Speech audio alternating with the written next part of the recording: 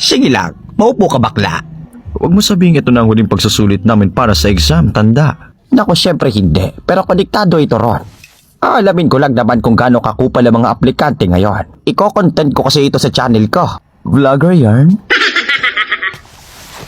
Unang tanong sa'yo, Bading, bakit kinakailangan mong maging isang ganap na hunter? Hindi ko talaga bet maging isang hunter pero Pero ano? marami kasi akong pag-agamitan kapag mayroon akong hunter license. Tulad ng ano? Tulad ng kapag nag-jowables ako ng bata, hindi yun matuturing na krimen kung meron akong hunter license. Naintindihan mo ba yun? I get that shit. Ngayon, ang susunod na tanong ay, sino naman sa mga 8 aplikante ang bet na bet mong tsupain? Dako, pasensya na, tsupa kasi yung nakalagay dito. Tingin ko si Kilo Oh! Inaamin ko naman na marami talagang gwapong aplikante ngayong taon pero mas bet ko talaga yung mga supot pa. Pero sino naman sa mga 8 aplikante yung hindi mo bet? O kaya naman hindi ka interesado dito? Maaari mo magsabihin sa akin kung sino yon? Sino nga ba?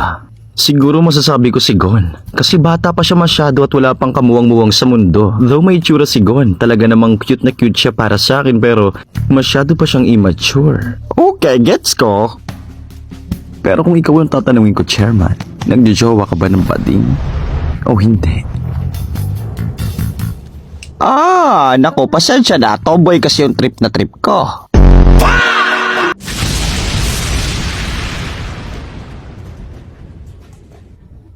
Pasikat ka talaga, Haring Meruem. Shut the fuck up.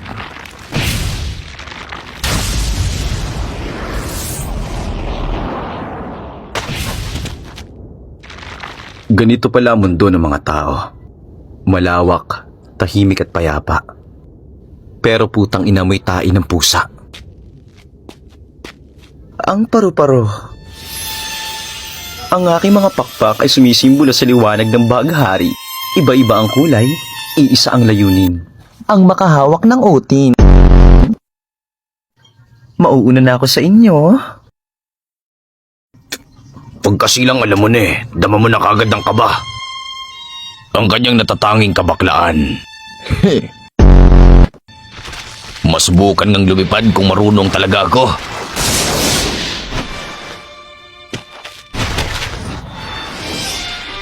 Agay!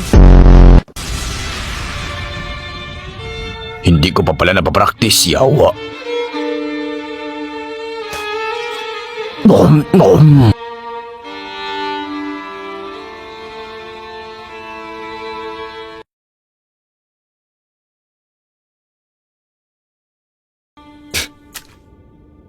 Ang tabang ang puta. Wala kasing magic syrup dito, mahal na hari. Ayoko ng lasa nito ang sagwa. Kung inyong mamarapatin, pwede pa tayo maghagilap. Nung nasa sinapupunan pa lang ako ng Reyna, merong masarap na pagkain na inihain sa akin sa loob ng tiyan niya. Pares yata yung tinatawag nila doon. Nais kong bigyan mo ako ng pares. Masusunod po, Haring Meruem. Maraming ganyan sa bayan.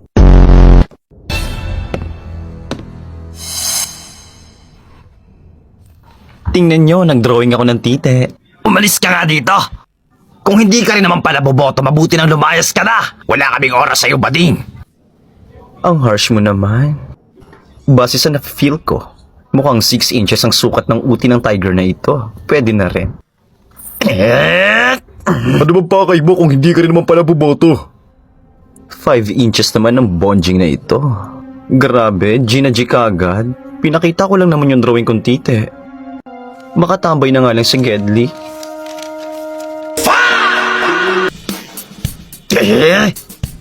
Tangina! Bakit nandito ka pa din? Di ba sinabi na naming lumayas ka? Dead Mati. Buwisit kang bakla! Sinusukat niya ang uti ng bawat hunter na nandito. Ay, ano ba naman yan? Wala bang ducks dito? 3 inches? 4 inches? May 1 inches? Putang ina, ang lala. Ay, wala man ako makitang ducks, nakaka-bad trip.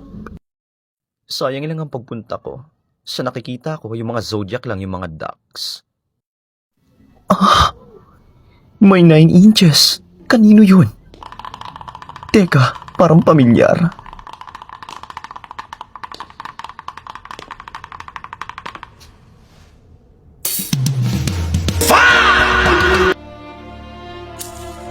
Killua, anak, mangako ka sa akin.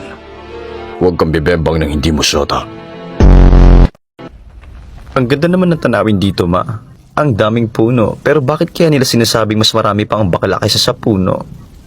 Sa palagay ko naman Hisoka yung iba doon rage bait lang. Alam mo yon, para lang mainis yung mga tao.